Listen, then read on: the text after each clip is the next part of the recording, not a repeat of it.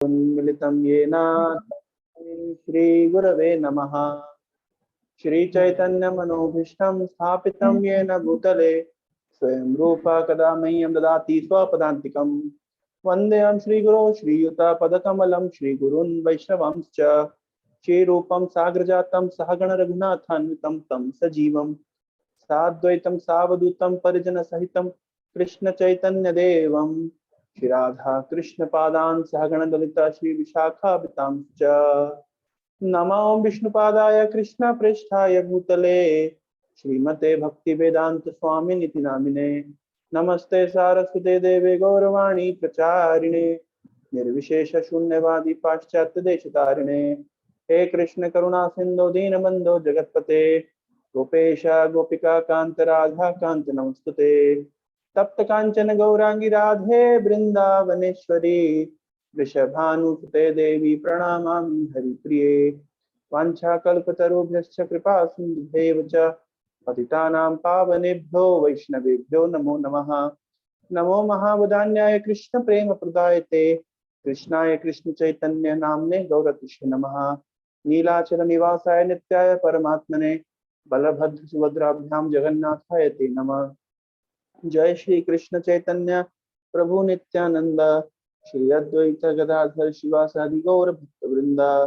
हरे कृष्णा कृष्णा कृष्णा हरे हरे हरे राम राम राम हरे हरे। हरे कृष्णा।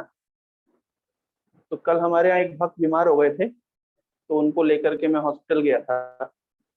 तो सर रसराचुर सुन रहे हैं? हाँ, सुनना चाहिए, आपको तो जरूर सुनना चाहिए। रसराचुर ने भी मेडिसिन की दुकान खोली है अभी।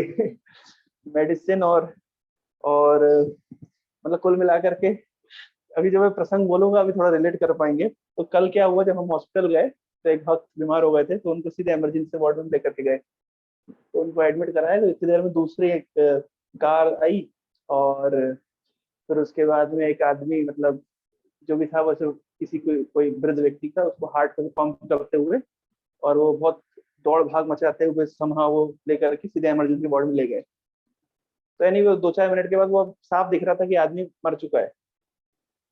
जो मर तो गया, आंख तो चल नहीं रही है और बिल्कुल मतलब आंखों से जो तेज होता है, जब पता चल जाता है सब, तो मर गया।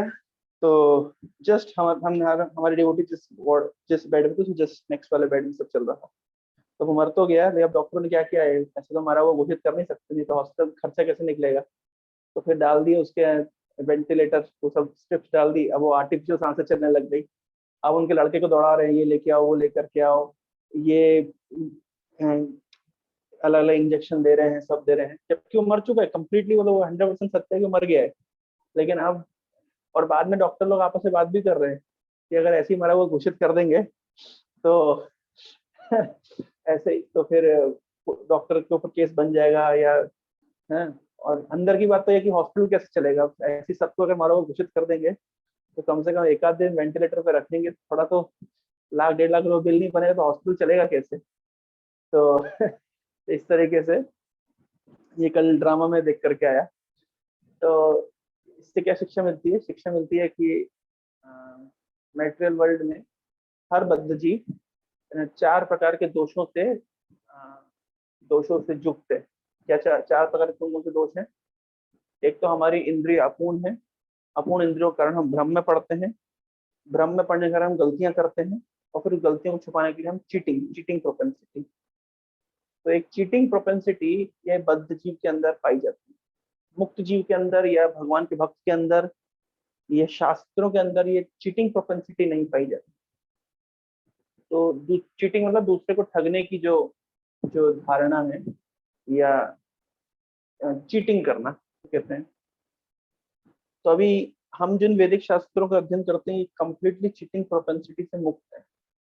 इस चीज को कभी कभी लोग नहीं समझ पाते हैं। लोग हमारी फिलॉसफी को और अन्य फिलॉसफी के साथ कंपेयर करते हैं। जैसे मैं कुछ उदाहरण दूंगा, आप लोगों को कभी कभी मेरे मैसेजेस आते होंगे, मैंने आप सबको ब्रॉडकास्ट में रखा है, तो रेगुलरली बीच बीच में आप लोग को मैसेज भेजता रहता हूँ, और कभी कभी पर्सनली भी भेजता हूँ। तो ऐसे ही मैंने एक दिन एक भक्त को, आप लोग को मैसेज मिला हो कभी, आपको चैंटिंग कैसा चल रहा है या इस तरह से कोई संबंधित कोई मैसेज आया हो, तो उस भक्त उस एक बच्चे को मैसेज पहुंचा तो उसने मुझे रिप्लाई किया,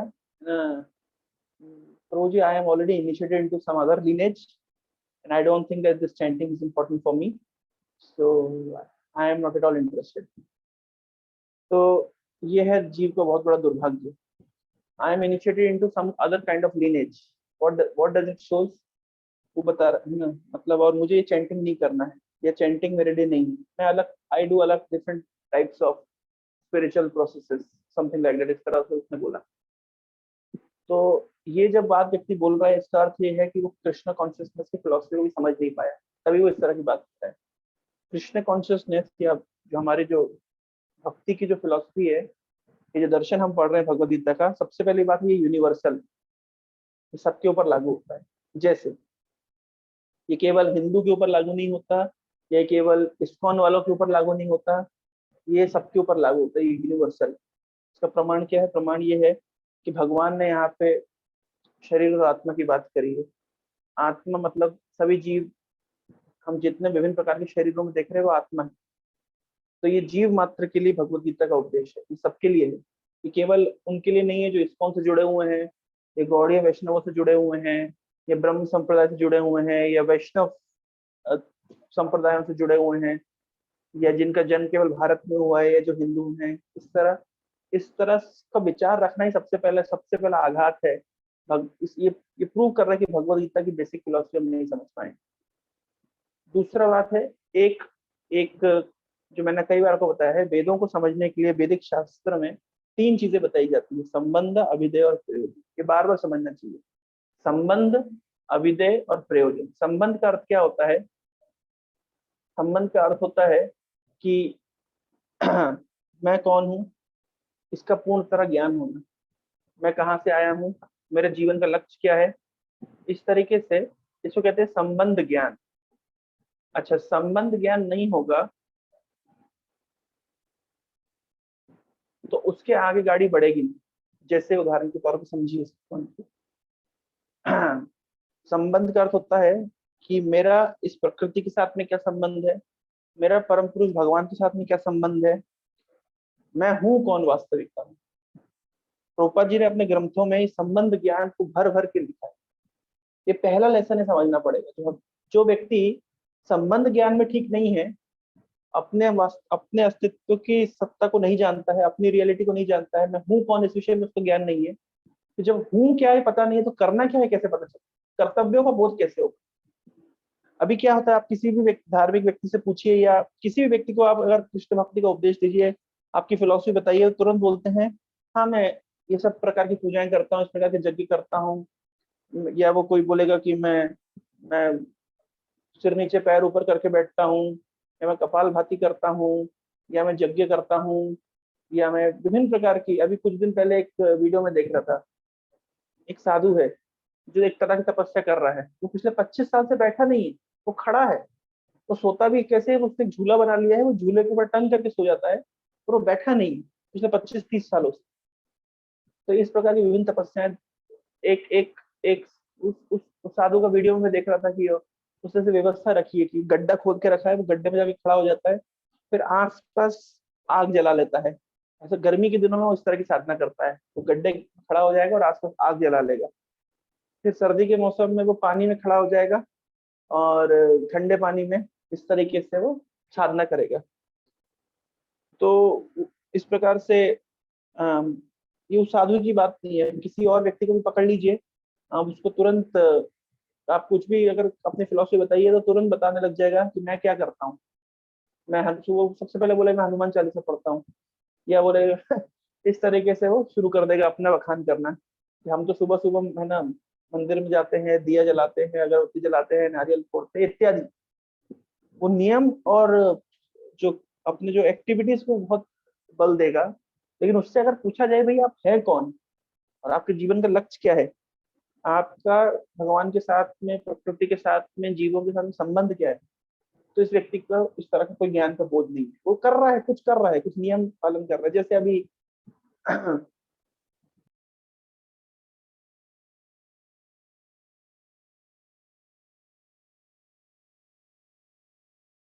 हरे कृष्ण. इस तरीके से बहुत सारे व्यक्ति विभिन्न प्रकार के नियम पालन करता है.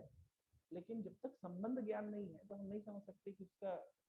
और ये समस्या, ये समझ लीजिए आप, 99.99% हिंदू के साथ है, और 99.99% other religion, other creed, caste, जो भी, ये 99% लोगों के साथ समस्या है। वे तथाकथित धर्म का पालन करते हैं लेकिन उनको संबंध ज्ञान क्लियर। भगवत गीता सबसे पहले संबंध ज्ञान का बोध करा कि समझिए, संबंध ज्ञान का बोध ना, फिलोसफी के लिए दर्शन का अगर आइडिया नहीं है व्यक्ति को, तो तथाकथित जो भी धार्मिक कृत्य कर रहा है उसको कोई लॉन्ग टर्म एंड्योरेंस नहीं है, समझना पड़ेगा। तो संबंध ज्ञान का पहला सिद्धांत है कि हम शरीर नहीं, हम आत्मा है। क्योंकि जब किसी व्यक्ति की मृत्यु हो जाती है, कल जैसे कि हमने देखा उस व्यक्ति को जो वहां पे मर गया, तो जब वो आ रहा था, जब उसको लेके आया जा रहा था, तो उसकी सांस चल रही थी, हृदय की धड़कनें थी, अचानक सब कुछ बंद हो गया। तो प्रभुपाद जी कहते हैं कि एक बार जब व्यक्ति मर जाता है, जैसे जब हिंदू मुस्लिमों के दंगे होते हैं, तो जब लाशें पड़ी होती है, तो हिंदुओं की लाशें भी पड़ी होती है, मुस्लिमों की लाशें भी पड़ी होती है, तो म्यूनसिपैलिटी वाले ये नहीं सोचते कि हिंदू की लाश है कि मुसलमान की लाश है, वो एक साथ ट्रक में लोड करके ले जाते हैं। तो तथाकथित जो, मतलब ये तथाकथित जो डिफरेंस है, ये तब तक है जब तक शरीर के अंदर जीवात्मा है। वो जीवात्मा बाहर निकल गई तो शरीर का कोई भेद, शरीर क्या है। तो संबंध ज्ञान ये है, पहला अंडरस्टैंडिंग ये कि हम आत्मा है, और हमारा प्रकृति के साथ में एक संबंध है, हमारा परम पुरुष भगवान के साथ एक संबंध है, हम उनके अंश हैं। जब तक संबंध ज्ञान नहीं होगा, ये भगवत गीता घुसेगी नहीं अंदर। लोग बहुत रिचुअल समझ के भगवत गीता पढ़ते हैं। आप देखिए, हम अपने हमारे परिवारों में भी देखते हैं, गीता रखी रहती है लाल कपड़े में बांध करके, अगरबत्ती लगाते हैं, सुबह दो, शाम को दो, फूल रख देते हैं उसके ऊपर। और कुछ लोग पढ़ते भी हैं, ऐसा नहीं, कुछ लोग सुबह बोले हम सुबह उठ के गीता पढ़ते हैं, स्नान करने के बाद पूजा कक्ष में बैठ के आधा घंटा गीता पढ़ते हैं। लेकिन कितने लोग को वास्तविक संबंध ज्ञान हुआ है? अगर आप उनसे उनका अस्तित्व पूछिए, आप है कौन, उनको नहीं पता। ये बहुत प्राइम फोकस की बात है। ये कोई, इस फिलॉसफी को, दर्शन को समझना पहले जरूरी है। हम क्या करते हैं वो इतना महत्वपूर्ण नहीं है, अभी आएगा। अब जो हम जिस सेक्शन में हम घुसने वाले हैं उसमें ये बात आएगी कि आप किस प्रकार के तथाकथित नियमों को पालन करते हैं, महत्वपूर्ण नहीं।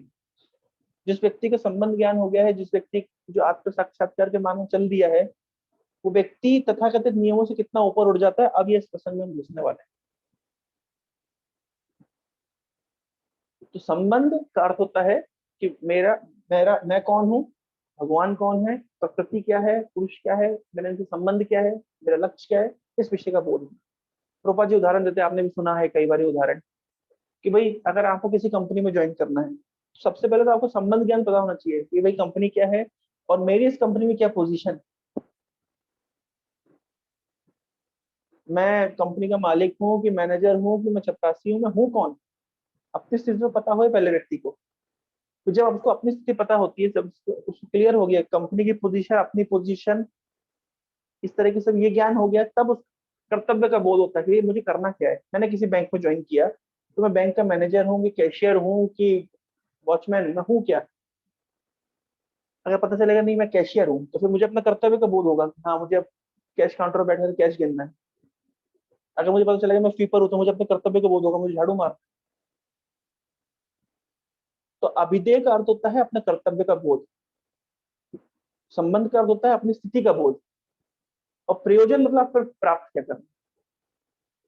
आप अधिकांश लोगों से पूछिए जो भगवत गीता पढ़ते हैं, उनसे आप पूछिए आप गीता क्यों पढ़ते हैं, या मंदिर क्यों जाते हैं, या आप धार्मिक क्यों हैं, तो उनके पास सटीक उत्तर नहीं है। और इसलिए युवा पीढ़ी जिसको सटीक उत्तर नहीं मिला है ना, वो तक अपने माता पिता को जब देखते हो तथाकथित धर्म में बहुत लगे हुए हैं, और बहुत न केवल धर्म में लगे, सुपरस्टिशन में लगे हुए हैं। सुपरस्टिशन मतलब पुश्तैनी चला आ रहा है तो उसको फॉलो करते हैं, और नहीं करेंगे तो कुछ बुरा हो जाएगा। अभी कुछ दिन पहले मैं मायापुर में था, तो मैं बस बैठा हुआ था, नरसिंह चतुर्दशी के दिन अभिषेक चल रहा था, तो मैं एक साइड में बैठा हुआ था। तो गलती से एक व्यक्ति का पैर मेरे से पैर से टकरा गया। तो मैं क्योंकि बैठा हुआ था, वो चल के आ रहा था, एक जगह शॉर्ट थी, काफी भीड़ थी, तो उसने मुझे, जैसे कि एटिकेट कहता है, कि उसने मुझे प्रणाम किया क्योंकि उसका पैर मुझसे टकरा गया। अच्छा, उसके पीछे एक और व्यक्ति आ रहा था जो अपने पूरे परिवार के साथ आया था। और उसके परिवार कम से कम 7-8 लोग होंगे। तो इस व्यक्ति को क्या लगा कि प्रणाम करना है, तो उसने क्या किया, पैर जिस भक्त का पैर मुझसे टकरा गया उससे तो मुझे प्रणाम किया। फिर उसके बाद में ये व्यक्ति जो पहली बार ही शायद आया था या नया ही था, उसने मुझे प्रणाम किया। फिर उसको देख करके उसकी बीवी ने मुझे प्रणाम किया। फिर उसके पीछे 4-5 बच्चे आ रहे थे और भी लोग आते थे, एक एक करके सब प्रणाम करके जा रहे थे। उनको लग रहा था कि ये जो प्रभु जी इनको यहाँ पे प्रणाम करना ये नियम है। तो वो कॉन्सेप्ट नहीं समझ पाया कि भाई उसने प्रणाम क्यों किया। ऐसे एक शिल भक्त सिद्धांत सरस्वती ठाकुर एक कहानी सुनाते हैं कि एक बार एक शादी हो रही थी। तो एक माँ थी जिसके बेटे की शादी थी। तो शादी में तो खूब धूमधाम हो रहा था, सब कुछ हो रहा, लेकिन एक बिल्ली बहुत तंग कर रही थी। जब बिल्ली तंग कर रही थी तो क्या किया, उस है ना, तो जो फल की टोकरी होती है, तो माँ ने क्या किया, वो फल की टोकरी को ऐसे बिल्ली के ऊपर रख दिया। तो इससे क्या होगा कि बिल्ली इधर उधर जाएगी नहीं, ना तंग करेगी। तो रख दिया। तो अब ये बात उस माँ की बेटी ने देखा था। जब माँ की बेटी जब माँ बनी और जब उसके बेटे की शादी थी, तो सारे रिचुअल्स हो गए। उसने बोला लेकिन एक रिचुअल बचा है। बोले क्या? बोले बिल्ली लेकर के आओ। बोले क्या करेंगे बिल्ली से? बोले बिल्ली लाए और बिल्ली के ऊपर एक ऐसे टोकरी रख देंगे। तो अब इस तरह रख दी। अब इस माँ की बेटी ने देखा कि एक शादी में सबसे इंपॉर्टेंट रिचुअल है कि बिल्ली रखनी है और बिल्ली के ऊपर टोकरी रखनी है। तो जब इसके बेटे की शादी थी तो फिर इसने क्या किया, सारे रिचुअल्स हो गए। फिर उसने कहा कि नहीं, एक रिचुअल बचा है। बोले क्या? बोले बिल्ली लेकर के आओ। बिल्ली लाई गई और उसके ऊपर टोकरी रख दी। तो क्या शिक्षा लेते हैं इससे?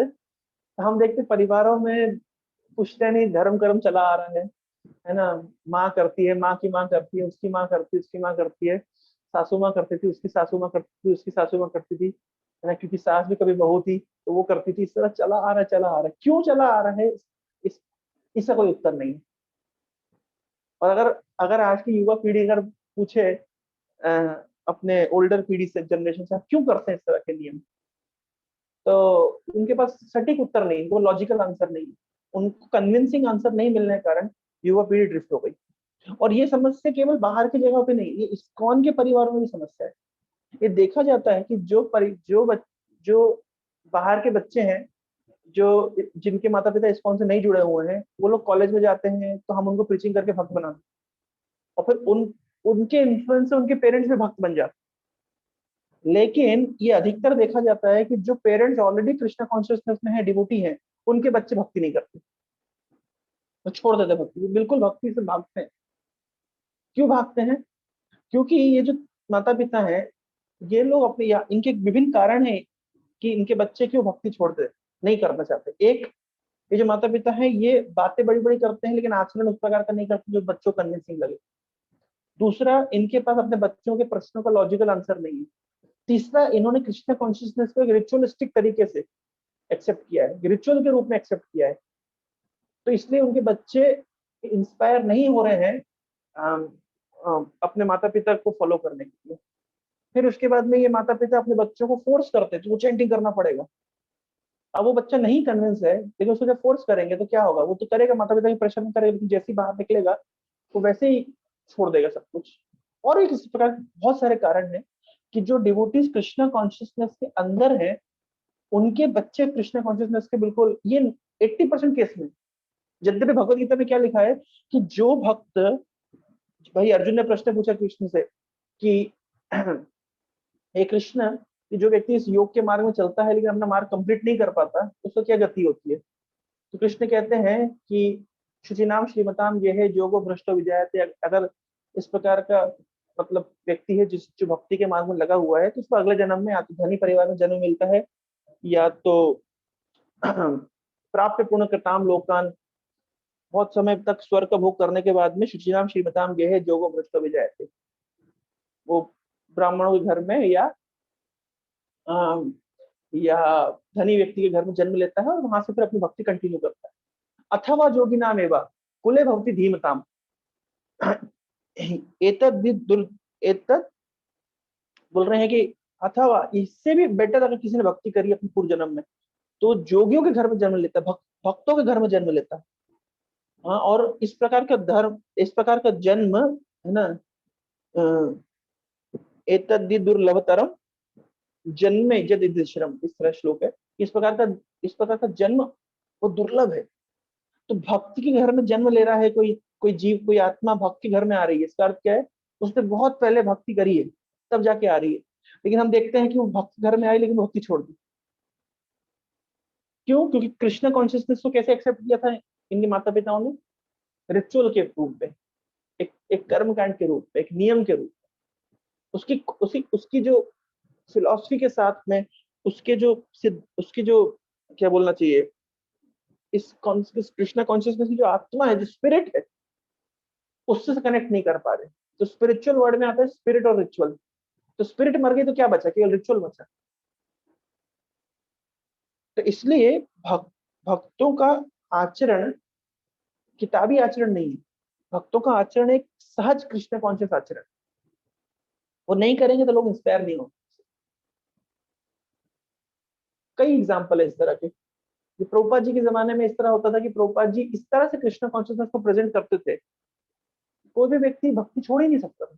जैसे उदाहरण के तौर पर हमारे गुरु महाराज प्रभुपाद से बोले कि प्रभुपाद, मैं कभी कभी कलकत्ता जाता हूँ तो वहां मिठाई खा लेता हूँ भगवान को बिना भोग लगाए। तो प्रभुपाद कहते हैं एवरीथिंग इज प्रसाद, सब कुछ प्रसाद है। तो प्रभुपाद ये भी कहते हैं अगली बार जाओ तो मेरे लिए भी लेकर के आना मिठाई। इसका अर्थ क्या है? प्रभुपाद जी उस विजन को, उस प्रभुपाद जी के इन शब्दों से वो विजन प्राप्त हो गया भक्त को कि everything is prasadam, because everything is mercy of Krishna. Ritualistic व्यक्ति बोलेगा नहीं, ऑफ कोर्स हमको भगवान को भोग लगा के खाना चाहिए, इसमें कोई संदेह नहीं है, इसका मीनिंग मत उल्टा करिएगा। लेकिन वास्तव में हर वस्तु प्रसाद है। हवा प्रसाद है, पानी प्रसाद है, सब कुछ प्रसाद है, क्योंकि सब कुछ भगवान की कृपा से हमको प्राप्त हो रहा है।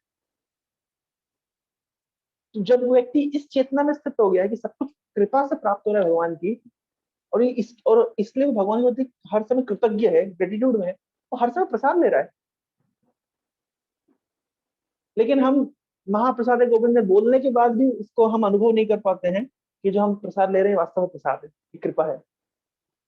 तो consciousness, Krishna consciousness, Krishna ritual के ऊपर नहीं बोला जा रहा है, अंतर समझिए।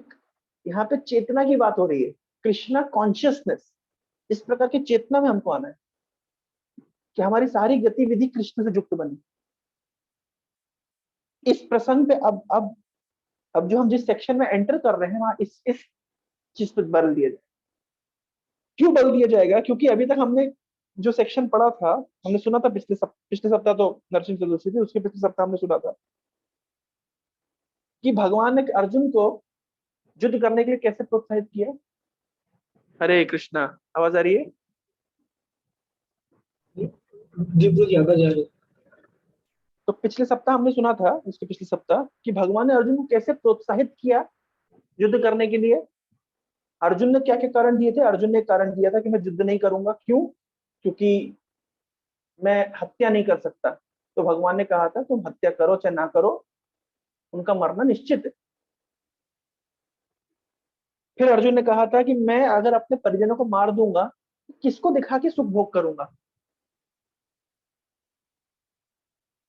तो कृष्ण ने कहा कि तुम युद्ध नहीं करोगे, ये मत समझो कि तुम्हें सुख मिलेगा, उल्टा तुम्हें अपमान होगा, बदनामी होगी। और एक क्षत्रिय के लिए बदनामी मृत्यु से भी बदतर है। और कृष्ण ने कहा था कि अगर तुम हारोगे स्वर्ग का राज भोगोगे और जीतोगे तो पृथ्वी का राज भोगोगे। तो कृष्ण ने अर्जुन को इंस्पायर किया फल का लालच देकर। ये पर्टिकुलर सेक्शन जो हमने पढ़ा था, ये कर्म कांड कहलाता है। पहले भगवान ने आत्मा का ज्ञान दिया था, उसके बाद में भगवान ने श्लोक नंबर हमने सुना था 31 से, क्षत्रिय होने के नाते अपने विशेष धर्म का विचार करते हुए तुम्हें जानना चाहिए कि धर्म के लिए युद्ध करने से बढ़कर तुम्हारे लिए अन्य कोई कार्य नहीं है, तुम्हें संकोच करने की कोई आवश्यकता नहीं है। इस श्लोक से लेकर हे पार्थ, वो क्षत्रिय सुखी है जिसने ऐसे युद्ध के अवसर पे, जिसको ऐसे युद्ध के अवसर प्राप्त होते हैं जिनसे उनके लिए स्वर्ग लोक के द्वार खुल जाते हैं। इस प्रकार से श्लोक नंबर 37, हतो वह प्राप्त स्वर्गम जित्वा वह मोक्ष से महिम तस्मात् उत्तिष्ठ कौन्तेय युद्धाय कृत निश्चया।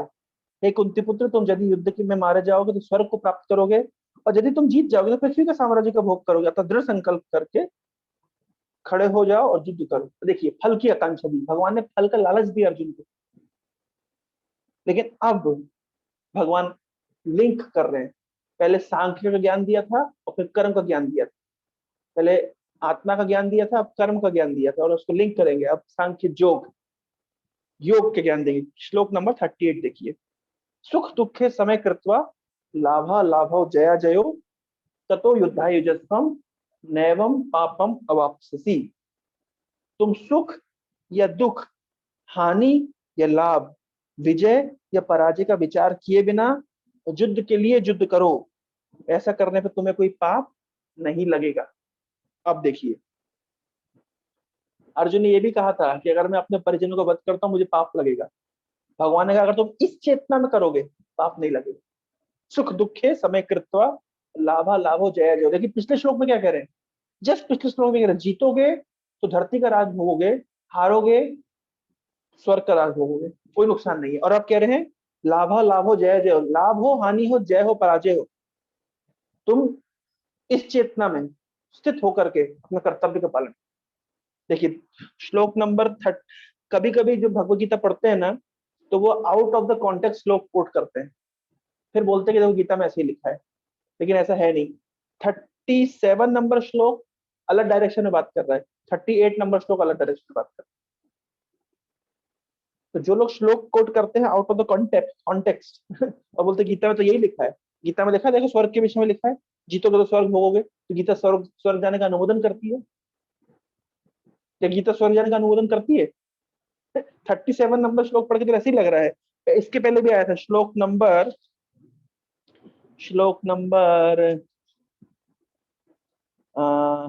हाँ ये 32। हे पार्थ, वे क्षत्रिय सुखी है जिन्हें ऐसे युद्ध के अवसर प्राप्त होते हैं जिससे उनके लिए स्वर्ग के द्वार खुल जाते। देखिए आप इधर स्वर्ग के विषय में बोल रहे हैं, इधर स्वर्ग के विषय में बोल रहे हैं। लोग बोलेंगे, कोई व्यक्ति out of the context quote करेगा वो ये बोलेगा गीता तो स्वर्ग जाने का अनुमोदन करती है। लेकिन देखिए 37 में जो बात बोली 38 में बदल भगवान कि हानि लाभ जय पराजय इन सबको छोड़ करके अपने कर्तव्य निर्वाह करते हुए युद्ध करो। अब देखिए कितनी बड़ी बात अब यहाँ पे आ गई। अंतर समझिए, कॉन्टेक्स्ट समझिए। भगवत गीता एक कॉन्टेक्चुअली समझाई गई है। भी जैसे कोई व्यक्ति है, मान लीजिए सिंपल प्रमाण एग्जांपल दे सकते हैं कि कोई व्यक्ति यूपीएससी की प्रिपरेशन कर रहा है, ठीक है। तो जब वो यूपीएससी की प्रिपरेशन करता है और उसने प्रिपरेशन शुरू करी, कुछ महीने बिता दिए प्रिपरेशन करते करते, लेकिन अब उसका उत्साह ठंडा पड़ रहा है, उसको लग रहा है एग्जाम बहुत डिफिकल्ट है, मैं निकाल पाऊंगा नहीं निकाल पाऊंगा, कंपटीशन बहुत ज्यादा है। इस प्रकार से वो उसके मन में विचार आने लग गए। तो उसको जो कोई काउंसलिंग करे वो कैसे काउंसलिंग करेगा? काउंसलिंग करेगा इस तरीके से कि देखो तुम यूपीएससी की प्रिपरेशन करो, अगर तुम देखो कलेक्टर बन जाओगे या तुम स्टेट सेक्रेटरी बन जाएगा, तुम यूपीएससी निकाल लोगे तो कितना लाभ होगा, इससे तुम्हारा लाभ होगा, तुम्हारे परिवार का लाभ होगा, समाज का लाभ होगा, देश का लाभ होगा। इस तरीके से मोटिवेट किया जाता है। ऐसा होता है ना, एक जनरल टर्म्स में ऐसा होता है कि जब व्यक्ति डिमोटिवेटेड होता है तो उसको उत्साह दिया जाता है, उसको बताया जाता है कि ये कितना इंपॉर्टेंट तुम पढ़ाई कर रहे हो, अगर ऐसा इसको पार कर जाओगे कितना सफलता मिलेगी, कितना उन्नत तुम्हारी स्थिति हो जाएगी, और तुम्हारे लिए नहीं है सबके लिए कल्याणकारी है। फिर बोलते हैं अगर तुम अभी आधा सब गए हो, आधे समय प्रिपरेशन करिए, तुम छोड़ दोगे बीच में तो लोग क्या कहेंगे कि तुम डर गए। हाँ? तो फिर क्या होता है, फिर नेगेटिव तरीके से उसको काउंसलिंग किया जाता है। लोग कहेंगे कि देखो ये एग्जाम के डर से वो छोड़ दिया। अच्छा वो बोलेगा कि नहीं नहीं मैं इसलिए छोड़ रहा हूँ क्योंकि इतने लोग कंपटीशन में है ना, तो मैं उनको चांस देना चाहता हूँ। तो मैं सोचा एक सीट मैं क्यों लूं, नहीं तो मैं तो यूपीएससी बस बाएं हाथ का खेल है मेरे लिए, मैं निकाल लूंगा, लेकिन मैं छोड़ रहा हूँ इसलिए ताकि दूसरे लोग को चांस मिले। तो लोग क्या बोलेंगे, हाँ तुम दूसरे लोग को चांस देने के लिए एग्जाम छोड़ दिया है ना। कितनी दया है तुमको। लोग ऐसा नहीं बोलेंगे। कृष्ण भी बात अर्जुन को कह रहे हैं, तुम कह रहे हो कि मैंने युद्ध इसलिए नहीं कर रहा क्योंकि वो मर जाएंगे। बोले लोग ये कहेंगे कि वो मर जाएंगे, तो बोलेगे तुम डर के हमारे युद्ध छोड़ दिए। तो कोई व्यक्ति जो यूपीएससी प्रिपरेशन कर रहा है वो बोलेगा मैंने एक सीट छोड़ दी है, दूसरे को चांस दे दिया मैंने कलेक्टर बनने का, ये तो मैं तो कभी बन सकता था, मैं इतना दयालु उदार हूं। तो लोग क्या ऐसा बोलेंगे? लोग बोलेंगे ये डर के मारे इसने एग्जाम छोड़ दिया। कितना प्रैक्टिकल भगवान बोल रहे हैं। तो बोल रहे हैं कि तुम मत छोड़ो, फिर बोलेंगे तो आप तुम यूपीएससी तैयारी नहीं करो, तुम करोगे क्या? दुकान खोलोगे? अरे तुम पढ़ने लिखने वाले आदमी है, तुमसे नहीं चलेगी दुकान। या तुम नौकरी करो? नहीं नहीं, तुमसे नहीं होगा, तुम पढ़े लिखे वाले व्यक्ति, तुम्हारा अंदर वो कैलिबर है, तो अपने कैलिबर के हिसाब से काम करो। फिर उसको एक तीसरे तरीके मोटिवेशन दिया, अपने स्वभाव के अनुसार कार्य करो। कितने मोटिवेशन होगा? 3 गिना दिए मैंने। क्या क्या? पहला मोटिवेशन दिया कि अगर ऐसा मत सोचो कि अगर तुम छोड़ दोगे तो लोग लोग क्या कहेंगे। लोग लोग कहेंगे कि ये नहीं कहेंगे तुमने सीट छोड़ दी दूसरे के लिए, लोग कहेंगे तुम डर गए। दूसरा मोटिवेशन क्या दिया कि तुम्हारा स्वभाव है इस तरह की पढ़ाई करना। अगर तुम पढ़ लोगे और इस एग्जाम को क्लियर कर लोगे तो कितना लाभ होगा, कैरियर में कितना आगे बढ़ जाओगे, कितना कल्याण होगा। फिर बोलेंगे मानो नहीं भी क्लियर कर पाए, अरे कम से कम जो तुमने 1 साल जो प्रिपरेशन करी है कितना नॉलेज तुमको दे जाएगी। तो देखिए, अगर तुम नहीं भी जीतोगे तो भगवान कह रहे हैं धरती का राज नहीं होगे तो स्वर्ग में जाओगे, कोई नुकसान नहीं। और उसके बाद में फाइनल, ये सब अलग अलग स्टेप्स दे दिया, उसके बाद में फाइनल बोला जाता है अपना कर्तव्य समझ करके तुम प्रिपरेशन करो, रिजल्ट छोड़ दो। इस तरह का तुम प्रिपरेशन करोगे तो तुम बंधोगे नहीं, ये तुम्हारा कर्तव्य है। ये देखिए भगवान इसी तरह से बात करते हैं, इसको तुम कर्तव्य समझ करके तुम युद्ध करो। सुख दुख के समय कृत्वा लाभो लाभो जय जय तथा युद्धा युजस्व नैवं पापं वा। इस तरह की चेतना में तुम स्थित होकर के अपना कर्तव्य का निर्वाह करते हो, अपना कार्य करोगे तो तुम कभी भी तुम्हें हानि नहीं। तो भगवान देखिए कितना सिक्वेंशियली मोटिवेट कर, ये सीखना चाहिए हमको भगवान से। कोई व्यक्ति हमारे पास आया तो हमको उसको किस तरीके से मोटिवेट करना चाहिए, ये देखिए भगवान ने कितने सिस्टम सेट किए। लेकिन वास्तव परफेक्ट लक्ष्य क्या है? इस चेतना में कर्तव्य का निर्वाह कर। और इसको प्रभुपाद जी तात्पर्य हमेशा लिखते हैं, कृष्ण भावनामृत कार्यों में सुख या दुख, हानि या लाभ, जय पराजय का कोई महत्व नहीं दिया जाता। दिव्य चेतना तो यही होगी कि हर कार्य कृष्ण के निमित्त किया जाए, अतः भौतिक कार्यों का कोई बंधन फल नहीं होता। ये भगवद गीता का कंक्लूजन है। लेकिन प्रभुपाद जी ने दूसरे अध्याय में इस कंक्लूजन को डाल दिया। देखिए कभी कभी लोग बोलते हैं प्रभुपाद जी गीता गलत है। क्यों गीता गलत है? क्योंकि कृष्ण ने नहीं बोला है वो प्रभुपाद जी ने बोल दिया। अरे प्रभुपाद जी कृष्ण के दिल की बात को जानते हैं। अभी देखिए इस श्लोक में कृष्ण क्या कह रहे हैं, 38 नंबर श्लोक में, सुख दुखे समय कृत्वा लाभा लाभ जय जयो। तुम सुख दुख हानि लाभ जय पराजय को छोड़ करके अपना कर्तव्य समझ के युद्ध करो। और प्रभुपाद जी तात्पर्य में लिख रहे हैं सब कुछ कृष्ण को अर्पित करना चाहिए। लोग बोले कृष्ण ने तो नहीं कहा। इस 38 नंबर श्लोक में कृष्ण ने नहीं कहा मुझे अर्पित करो। प्रभुपाद क्यों लिख रहे हैं? प्रभुपाद सीधा 8वां अध्याय जोड़ रहे हैं, यद करो यद अस्नासी यद जो ददासी यद तपस्या कौन्तेय तत्पुरुष मद अर्पण। तो वो बात को जो 8वें अध्याय में हमको पता चलती, प्रभुपाद जी दूसरे अध्याय में हमको दे दी। क्योंकि प्रभुपाद जी को डर है कि ऐसा ना हो कि आप 8वें अध्याय तक पहुंचो ही मत। ये 2 तरीके होते हैं भगवत गीता को प्रेजेंट करने का। एक तरीका होता है सिक्वेंशियली प्रेजेंट कर, इस श्लोक में क्या बात बोली उसके नेक्स्ट श्लोक में, उसके नेक्स्ट श्लोक में। एक होता है सीधे पर्पस क्या है फुलफिल डायरेक्ट। तो प्रभुपाद जी का प्रेजेंटेशन है डायरेक्ट, पेज 1 से प्रभुपाद जी बोलना शुरू कर देंगे कृष्ण भगवान। देखिए आप, ये है प्रभुपाद जी का प्रेजेंटेशन की स्पेशलिटी। अब जो मूर्ख लोग कहते हैं वो तो लिखा ही नहीं है यहाँ पे, वो इस श्लोक को 38 नंबर श्लोक को पकड़ेंगे, उसका तात्पर्य पकड़ेंगे और बोलेंगे देखो प्रभुपाद जी का गीता गलत है। अरे मूर्ख, प्रभुपाद जी कृष्ण के निजी पार्षद है। प्रभुपाद जी कृष्ण के दिल को जानते हैं, कृष्ण के मन को जानते हैं, इसलिए यहाँ पे ये बात लिख रहे हैं। और फिर देखिए कृष्ण को अर्पित करने की बात प्रभुपाद जी ने कर दी, उसके बाद में उससे संबंधित सारी बात बोलना शुरू कर दिए कि हम जब कृष्ण को अर्पित करते हैं हम हमारा कोई ऋण नहीं रह जाता। देवर्षि पुता नृणाम पितृणाम ना किंकरो नायम ऋणी च राजन सर्वात्मय शरणम शरण्यम गतो मुकुंदम परिवृत। तो प्रभुपाद जी लिख रहे हैं इस श्लोक में कृष्ण ने अर्जुन को अप्रत्यक्ष रूप से इसी का संकेत किया है। देखिए प्रत्यक्ष रूप से नहीं किया है, प्रत्यक्ष रूप से कृष्ण कह रहे हैं अपने कर्तव्य निर्वाह करो, लेकिन अप्रत्यक्ष रूप से डायरेक्टली बोल रहे हैं कृष्ण मुझे अर्पित करो। तो कृष्ण की बात दिल को समझते हैं प्रभुपाद जी कि जो इस चेतना में रहता है वो व्यक्ति वो सही चेतना है, उस इस चेतना में अपने कर्तव्य का निर्वहन करना चाहिए। ये है प्रभुपाद जी की मास्टरी। तो जो मूर्ख लोग प्रभुपाद जी के तात्पर्य को से डाउट करते हैं कि प्रभुपाद जी कैसे बोल रहे हैं, कई बार प्रभुपाद जी ने बुद्धि जोग को भक्ति जोग में ट्रांसलेट किया, अभी आएगा नेक्स्ट श्लोक में। बुद्धि जोग जहां जहां आया सब भक्ति जोग कर दिया प्रभुपाद ट्रांसलेट।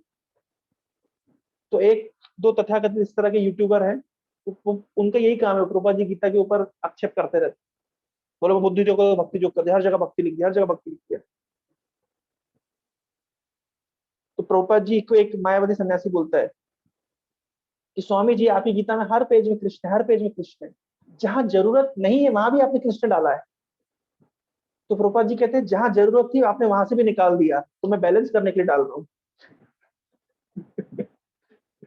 जहां जरूरत थी वहां से आपने कृष्ण को निकाल दिया है, इसलिए जहां जरूरत नहीं वहां भी मैं डाल के इसको बैलेंस कर। आप बोलेंगे प्रभुपाद जी की गीता क्यों क्यों कैसे माने कि ऑथेंटिक है? अरे इस गीता को पढ़ के हजारों लोगों ने भक्ति स्वीकार करी है, उनके जीवन में परिवर्तन आया है। आज हमारे पेश में महामंत्र प्रभुपाद जी के एक शिष्य आए थे जो 1972 में प्रभुपाद जी से मिले थे, लगभग 50 साल हो गए। तो कह रहे हैं कि मैं उसमें आने से, इस्कॉन से जुड़ने से पहले वो लंदन में इंजीनियरिंग कर रहे थे, उस दौरान प्रभुपाद जी के संपर्क में आए, इस्कॉन के संपर्क में आए। बोले कि मैं जीवन का लक्ष्य खोज रहा था, पर्पस खोज रहा था, what is the purpose of life. बोले कई फिलोसफी पढ़ी, बोले मैंने कम्युनिस्ट सोसाइटी भी ज्वाइन करी लंदन की, लेकिन मुझे अपने प्रश्नों के उत्तर नहीं मिले। और मैंने कई बार भगवत गीता भी पढ़ी, लेकिन कौन सी भगवत गीता जो तथाकथित मायावादी सन्यासियों के द्वारा कमेंट्री दी गई है, पर मुझे, और बोल रहे instead of getting my answer I was more confused. आप देखिए इस्कॉन की गीता के अलावा कोई गीता पढ़ ट्राई करके देख लीजिए, और कंफ्यूज हो जाएंगे आप, अपने कर्तव्य का बोध नहीं हो। ये प्रभुपाद जी ने क्लियर, हर पेज में क्लियर कर दिया संबंध, मैं कौन हूँ, भगवान कौन है, भगवान से मेरा संबंध क्या है, मेरा लक्ष्य क्या है, अभिधेय मुझे करना क्या है, प्रयोजन प्राप्त क्या करना है। संबंध, अभिधेय, प्रयोजन प्रभुपाद जी के हर तात्पर्य में है। तो जो लोग प्रभुपाद जी के कमेंट्री के ऊपर आक्षेप करते हैं वो नहीं जानते हैं कि वो अम, कितनी मूर्खता कर रहे हैं, इस प्रकार की बात करते हैं। सूरज को आप अगर आसमान में थूकेंगे तो क्या होगा, थूक आपके ऊपर गिरेगी। तो प्रभुपाद जी के तात्पर्य को इस तरह से आक्षेप लगाना मतलब क्या है, आसमान के ऊपर थूकना। आगे बढ़ते हैं, श्लोक नंबर 39। एषा ते अभिहिता सांख्ये बुद्धिर्योगे त्विमां शृणु, बुद्ध्या युक्तो यया पार्थ कर्म बंधम प्रहास्यसि। बुद्धिया युक्तो यया पार्थ कर्म बंधन प्रहास्यसि। अर्जुन का डर है, और अर्जुन के जैसे हम सब का डर है कि अगर मैं कर्म करूंगा तो कर्म का बंधन होगा, तो बेटर कर्म मत करो, जो बुद्धिस्ट फिलोसफी है। भाई कुछ करेंगे तो उसका फल भुगतना पड़ेगा, इसका मतलब करो ही मत, इनएक्टिव हो जाओ। लेकिन प्रोपा जी बताएंगे नहीं, इनएक्टिव होने की स्कोप ही नहीं है। क्यों? क्योंकि आत्मा इनएक्टिव हो ही नहीं सकती। इस श्लोक को समझाने के लिए पहले आत्मा का विज्ञान दिया। अब समझिए कर्म योग क्या है। कर्म योग है कि कर्म इस तरह किया जाए कि कर्म का बंधन ना। कौन से समझ रहे हैं? कर्म करते हैं, कर्म का फल मिलता है, फल को भोगने के लिए फिर आना पड़ता है। फिर जब फल को भोगने के लिए आते हैं तो फल भोगते हैं, साथ में फिर कुछ नए कर्मों की सृष्टि करते हैं। फिर उस नए कर्म को भोगना पड़ता है, उसके फलों को। फिर उसको भोगने के दौरान फिर नए कुछ कर्म करते हैं, तो जो नए कर्म कर रहे होते हैं फिर उस समय उसके फलों को भोगने के लिए आना पड़ता है। जब फल भोगते हैं फिर कुछ कर्म की सृष्टि करते हैं। जो साइकिल चलता रहता है, चलता रहता है, चलता रहता है, और अनंत काल तक चल रहा है। तो अब कर्म योग ऐसा क्या है? कर्म योग ऐसा योग है जिसमें कर्म तो करेंगे लेकिन उसके फल के से बंधन नहीं होगा, उसके रिएक्शन से बंधन नहीं होगा। यह बात इधर आ गई। भगवान सांख्य योग मतलब आत्मा के विषय में बताए, अब कर्म के विषय में बताए कि कर्म करो, लेकिन आप दोनों को लिंक कर दे कि इस तरह कर्म करो, इस चेतना में कर्म करो कि जिसके फलों से बंधन ना हो। बुद्धिया युक्तो यया पार्थ कर्म बंधन प्रहास्यसि। अर्जुन को डर था कि अगर मैं कर्म करता हूँ, युद्ध करने का कर्तव्य है मेरा, ठीक है करता हूँ, लेकिन इसके फलों को तो मुझे भोगना पड़ेगा ना। अगर मैं मारता हूँ किसी को तो उसके फल मुझ पाएंगे, अगर जीतता हूँ तो मैं भोगता हूँ, तो कर्म बंधन से तो मैं मुक्त होऊंगा नहीं, और उल्टा कर्मों की श्रृंखला में, चेन में फंस जाऊंगा। तो अब भगवान उसको ऐसा ऐसा उपदेश कर रहे हैं कि ऐसे इस तरीके से कर्म करो कि उसके बंधन से मुक्त, उसके बंधन में फंसोगे नहीं। मैंने मैंने वैश्लेषिक अध्ययन सांख्य द्वारा ज्ञान का वर्णन किया। किस ज्ञान का वर्णन किया? आत्मा के ज्ञान का वर्णन किया। अब निष्काम भाव से कर्म करना बता रहा हूं। अब ऐसे कर, आत्मा का वर्णन कर दिया, सांख्य का वर्णन कर दिया, अब ऐसे कर्म करना बता रहा हूं, उसे सुनो। हे प्रथा पुत्र, तुम यदि ऐसे ज्ञान को कर्म, ऐसे ज्ञान से कर्म करोगे तो तुम कर्मों के बंधन में कभी फंसोगे नहीं, कर्मों के बंधन से अपने को मुक्त कर सकते हो। यह है स्टाइल ऑफ डूइंग कर्म। तो आप प्रश्न पूछेंगे कि कर्म योग समझाने के लिए आत्मा के विषय में समझाने की जरूरत क्या थी? ये थी कि कुछ फिलोसफीज कहती है आप इनएक्टिव हो जाओ, आप कर्म ही मत करो। अगर ना आप कर्म करोगे, ना कर्म का बंधन आपको लगेगा, ना रहेगा बांस, ना बजेगी बांसुरी, तो आप इनएक्टिव हो जाओ। लेकिन आत्मा के विषय में बताने से भगवान ने सिद्ध कर दिया आप इनएक्टिव हो ही नहीं सकते, क्योंकि आप आत्मा है। सोल ऑलवेज एक्टिव है, तो सोल कभी इनएक्टिव हो ही नहीं सकती। तो जब सोल इनएक्टिव होगी ही नहीं, तो कर्म करेगी ही करेगी। तो फिर प्रश्न उठता है, अगर कर्म करेगी तो कर्म के बंधन में फंसेगी ही फंसेगी, इसका मतलब है मुक्त होने का तो कोई चांस ही नहीं है। लेकिन भगवान कह रहे नहीं, ऐसा नहीं है। सोल एक्टिव है, सोल कर्म करेगी, लेकिन उसको इस तरीके से कर्म करना चाहिए जिससे कर्म के बंधन उसको ना लगे। बुद्धिया युक्तो जया पार्थ कर्म बंधन प्रहास्यति। अब भगवान ऐसे तरीके का वर्णन करेंगे जिससे एक्टिव सोल कार्य तो करेगी लेकिन बंधन में नहीं फंसेगी। और इस तरह के कर्म को भगवान अब अनुमोदन करके समझाएंगे। ये बहुत इंपॉर्टेंट प्रसंग है, आप समझिए, सीक्वेंस समझिए। सेकंड चैप्टर जब हमारा खत्म हो जाएगा तो हम थर्ड चैप्टर में डायरेक्ट नहीं घुसेंगे। हम आप सबसे सुनेंगे सेकंड चैप्टर की सीक्वेंस, आप लोग को बताना पड़ेगा कि क्या सीक्वेंस है एक्चुअली। हो सकता है कि मैं कुछ नोट्स आपके साथ शेयर कर दूंगा।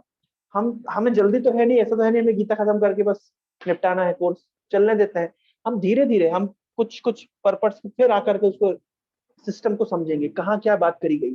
कुछ नोट्स मैं आप लोग के साथ शेयर करूंगा, है ना, क्योंकि हम लोग इतना सिक्वेंशियली इसको जाएंगे, समझेंगे कि प्रश्न उठा क्यों भगवान ने कर्म योग के लिए पहले आत्मा का विषय बताया, सांख्य का विषय बताया, क्योंकि आत्मा की एक्टिविटी को समझाना है। एक मिसकॉन्सेप्शन है, उसको क्लियर कर लेते हैं। क्या मिसकॉन्सेप्शन है? तथाकथित धार्मिक, तथाकथित जो साधु होते हैं, जो मोक्ष कामी साधु होते हैं, वो कहते हैं मोक्ष का अर्थ होता है कि कर्म के साइकिल से मुक्त हो जाना, जन्म मृत्यु के चक्र से मुक्त हो जाना। अच्छा, एक कर्म का चक्र क्या है, जन्म मृत्यु का चक्र क्या है? कि देखिए, अगर मैं किसी प्रकार कर्म करता हूँ तो उसका फल भोगने के लिए तो मुझे वापस आना पड़ेगा ना। तो कर्म का साइकिल ही जन्म मृत्यु का साइकिल है।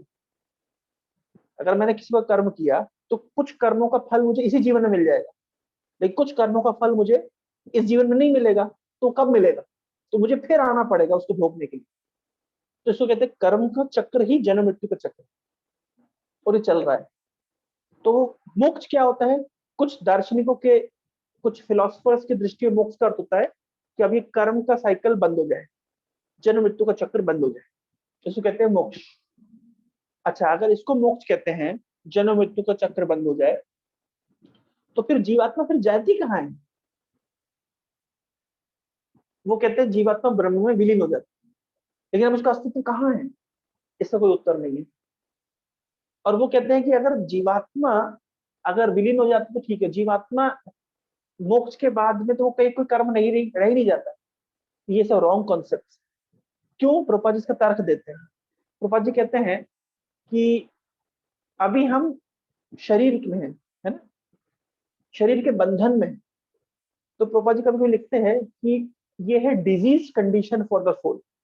शरीर के बंधन में फंसे रहना आत्मा के लिए एक बीमारी है, डिजीज कंडीशन।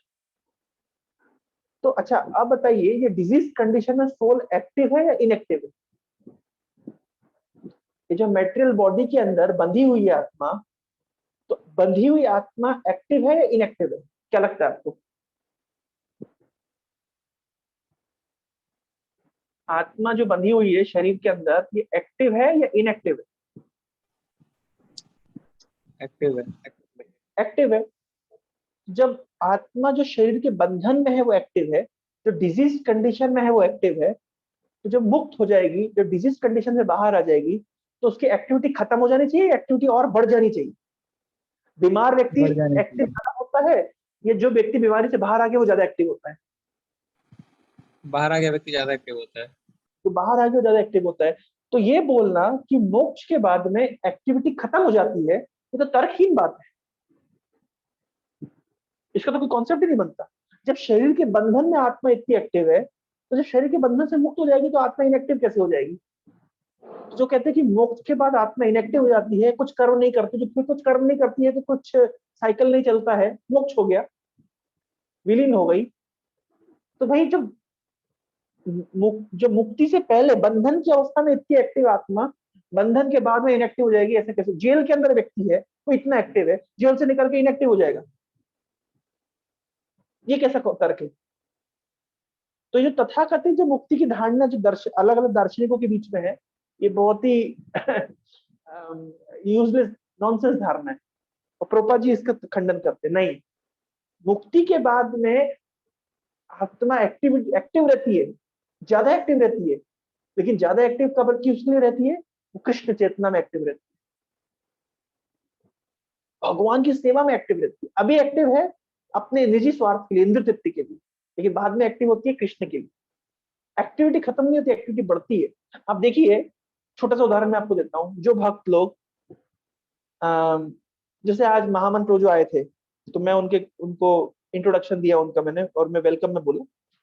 तो मैंने एक जगह पे सुना था, एक व्यक्ति ने कहा था एक कि जिस व्यक्ति ने बहुत मीनिंगफुल लाइफ जी है, जिस व्यक्ति ने अपने जीवन को बहुत ही सिद्धांतों पर जिया है और एक मीनिंगफुल जीवन जिया है, तो उसके वृद्धावस्था में भी उसके चेहरे में एक अलग तेज होता है। जनरली क्या होता है कि वृद्धावस्था में लोगों का चेहरा डिस्टॉर्टेड हो जाता है। तो जितनी मीनिंगलेस लाइफ जी है लोगों ने, जितना यूजलेस लाइफ जी है लोगों ने, तो वो उसके बुढ़ापे में दिख जाएगा कि उसके चेहरा पूरी तरह डिस्टॉर्टेड हो जाएगा। इसका अर्थ है कि उसने जीवन भर केवल पाप कर्म किया है, जीवन भर केवल यूजलेस कार्य किया है, चेतना के विकास के लिए उसने कोई कार्य नहीं किया। इसलिए वृद्धावस्था में उसका चेहरा बिल्कुल डिस्टॉर्टेड हो जाएगा। तो मैंने प्रभु जी को कहा, मैंने कहा प्रभु जी आप 72 ईयर्स के हैं और आपके चेहरे,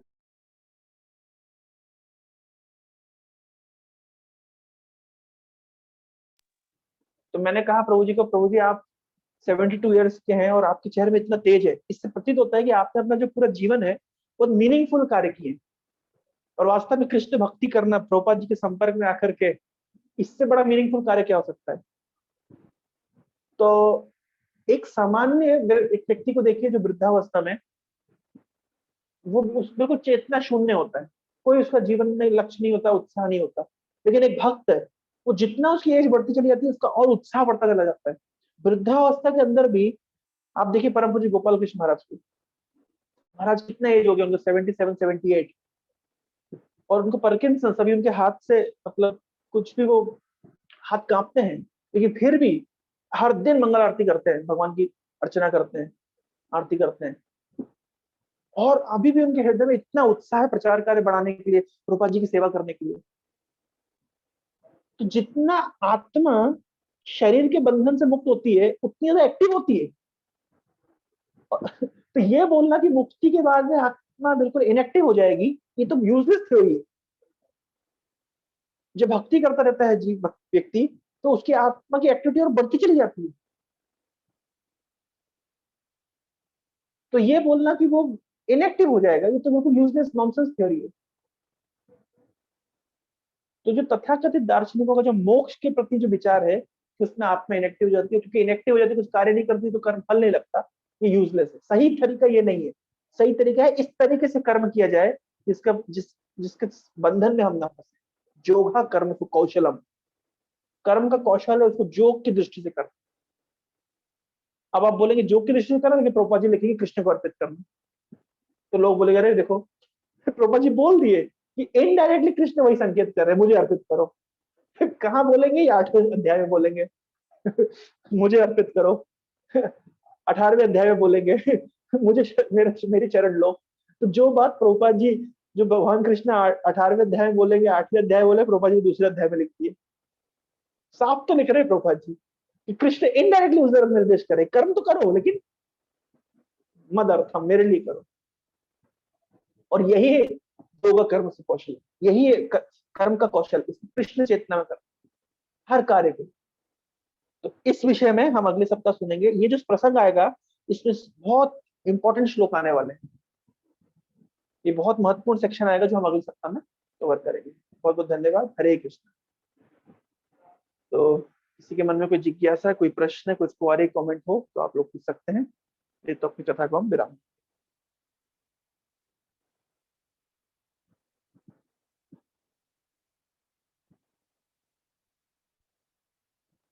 तो किसी के मन में कोई प्रश्न नहीं है? हरे कृष्णा। हरे कृष्णा माता जी। जी माता जी बताइए। मैं मेरे अनुभव से बता रही हूँ। जी मैं जब से भगवान कृष्ण आई हूँ, बहुत मन में शांति है। हालांकि मेरे पति को गुजरे हुए अभी 8 महीना हुआ है। मेरे को नहीं लगता कि मेरा पति गुजर गया है। मेरे को बहुत शांति लग रहा है। जी मैं भगवान के इसमें आई हूँ, भगवान के सानिध्य में जब से आई हूँ तब से मन में बहुत शांति है जी और मतलब बहुत यही अच्छा लग रहा है। आध्यात्मिक जीवन का भक्ति के विषय में कहा, यस्याम शौर्यमाणानाम कृष्णम परम पुरुषे भक्ति उत्पद्यते पुंसाम शोक मोह भयापह। भक्ति का फल क्या है कि भूतकाल का शोक, वर्तमान का मोह और भविष्य का भय आपह चला जाता है। यह है कृष्ण भक्ति की कृष्ण भक्ति करने का परिणाम। तो अब कोई व्यक्ति बोले कि मैं कृष्ण भक्ति में हूँ लेकिन मुझे शोक मोह और भय है, तो समझना चाहिए कि वो ठीक से श्रवण नहीं कर रहा है, ठीक से जप नहीं। शोक मोह भयापह। वो सब मोह शोक सब खत्म मैं भगवान की भक्ति में आने के बाद। हाँ, और फिर एक बात और है कि मैं पढ़ी लिखी नहीं हूँ, मेरे को ज्ञान नहीं है, बुद्धि नहीं है, कुछ भी नहीं है। मैं सोचती हूँ कैसे भगवान मेरे को बुद्धि दे, कैसे मेरे को समझने की शक्ति दे कि मैं समझूं, कि मैं पढ़ूं। ये भगवान से मांगती हूँ। जी बहुत अच्छा। भगवान ने गीता में कहा है, जो मेरी सतत युक्त तेषाम सतत युक्तानाम भजताम प्रीति पूर्वकम ददामि बुद्धि योगम तम तेन माम उपैन्ति। जो सतत युक्त से रूप से मेरे भजन में लगा रहता है, मैं उसको बुद्धि देता हूँ किस प्रकार वो मेरे पास आए। तो भगवान बुद्धि देते हैं, भगवान सामर्थ्य देते हैं। तो बहुत अच्छे माता जी, आपसे अभी सबको उत्साह मिल मतलब रहा है। नहीं नहीं, मेरे को तो बहुत शांति मिल गई है। और भगवान की जैसे गीता जी भी पढ़ रही हूँ, उसमें थोड़ा थोड़ा समझ में आ रहा है, भगवान कृपा कर रहे हैं। जी और पढ़ने के भी थोड़ी सी ये दे रहे हैं तो पढ़ भी रही हूँ। तो बस वही वही भरोसा है भगवान से कि भगवान कभी ना कभी तो सुनेंगे। हरे कृष्ण। हरे हरे कृष्णा। ठीक है, इधर रखते हैं। बहुत बहुत धन्यवाद। ग्रंथ साहिब भगवदगीता यथारूप की जय। जगत गुरु शील प्रभुपाद की। ठीक है।